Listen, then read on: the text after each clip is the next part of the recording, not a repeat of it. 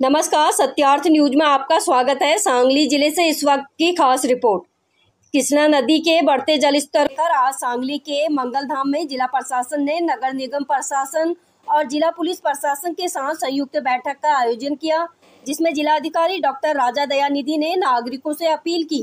जिला प्रशासन और हमारी पूरी टीम इस संभावित बाढ़ का सामना करने के लिए सक्षम है। नागरिकों से अनुरोध है कि वो न घबराएं। सांगली जिले से एसपी संदीप धुगे जी ने कहा, नागरिक अफवाह पर विश्वास न करें, प्रशासन की ओर से मिली सूचना का पालन करें। आयुक्त शुभम जी बोले कि हमारा प्रशासन इस बाढ़ की स्थिति को संभालने के लिए पूरी तरह तैयार है, सिर्फ नागरिक प्रशासन से सहकार्य करें। सांगली जिले से सुधीर गोखले की रिपोर्ट। मी शुभम गुप्ता, आयुक्त सांगली मिरज कुपवाड महानगरपालिका। आपण सगळ्यांना सांगू इच्छितो की आतापर्यंत आपण सगळ्यांना माहितीच आहे की एरवन ब्रिजला 40 ची पातळी आपण पार केलो आहे आणि कृष्णा घाटला 51.1 ची सध्याची पातळी चालू आहे। आपण सगळ्यांना माहितीच आहे की धोका पातळी एरवनला 45 आणि कृष्णा घाटला 57 आहे। त्याप्रमाणे आपण सर्व तयारी करण्याचा प्रयत्न करतोय। महापूर सांगलीने 3 वेळे बघितला आहे आणि आता पण कुठलीही तयारी जास्त तयारी होत नाही। तर आपत्ती व्यवस्थापन मध्ये आपण असं सांगू शकत नाही की आता पाऊस कमी झाला तर तयारी नाही करायची किंवा आपल्याला सतर्क नाही राहायचे। तरी आपल्याला घाबरायचं नसेल तरी पण आपण आपल्या सगळ्यांना सतर्क राहण्याची खूप जास्त गरज आहे। महानगरपालिकेच्या वतीने आतापर्यंत 315 कुटुंबांचं स्थलांतरण करण्यात आलेलं आहे आणि त्यापैकी 1432 लोकांचं स्थलांतरण झालेलं आहे। त्यामध्ये आपण जे कार्यपद्धती फॉलो करतोय, आपण जिथे जिथे आपला इन्स्टिट्यूशनल मेमरी प्रमाणे जिथे जिथे आपल्याला माहित आहे की पाणी जेव्हा येणार आहे त्याच्या 2 फूट अगोदर आपण त्या सर्व कुटुंबाचं स्थलांतरण करतोय, जेणेकरून आपल्याला खूप इनफ टाइम आपल्याला मिळतोय त्याच्या स्थलांतरण करण्यासाठी आणि कुठल्याही प्रकारची घाई न करताना आपल्याला त्याच्या चांगल्या पद्धतीने स्थलांतरण करता येत आहे।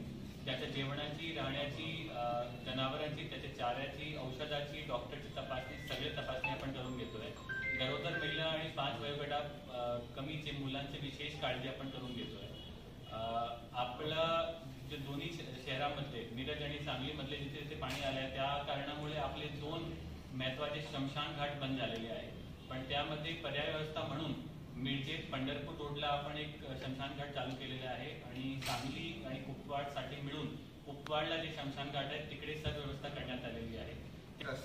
रिंग्स असतील, रोप असतील, हे सर्व साहित्य आपल्याकडे आहे। त्याबरोबर सहभागी संस्थांची पण त्या ठिकाणी आपल्याला मदत निश्चित उपलब्ध होणार आहे। काही रोड सध्या आपण वाहतुकीकरता जिल्ह्यातील बंद केलेले आहेत, त्याची सुद्धा काल प्रेसमेंट आपल्यापर्यंत पोहोचवलेली आहे। त्या ठिकाणच्या नागरिकांना पण ते आपण आवाहन केलेलं आहे की हे सर्व रस्त्यांवरून पाणी जात असल्या कारणाने वाहतुकीला रस्ते बंद असतील, आपण प्रशासनाला सहकार्य करा। पर्यायी मार्गही आपण त्या ठिकाणी दिलेले आहेत। पोलीस प्रशासनाकडे सध्या सर्व सुट्ट्या आम्ही रद्द केलेल्या आहेत। सर्वजण कर्तव्यावर 24 तास अलर्ट आहेत। आपलं जे महानगरपालिकेचं वॉर रूम आणि त्याचबरोबर आपत्ती व्यवस्थापनचं control room, police control room, हे सर्व एकमेकांच्या कॉन्टॅक्टमध्ये आहेत। चांगला समन्वय आहे, कुठेही पॅनिक होण्याची गरज नाहीये। पोलीस विभागाची जी डायल 112 ही सेवा आहे ती 24 तास कार्यरत आहे। कोणाला काही आवश्यकता असेल तर आपण 112 वर संपर्क करू शकता। त्याबरोबर जर बाकी सर्व कम्युनिकेशन चॅनल हे जर फेल झाले तर त्या ठिकाणी आपण वायरलेस कम्युनिकेशन हे 24 तास चालू राहणार आहे, त्याबद्दल मी आपल्याला आश्वस्त करतो।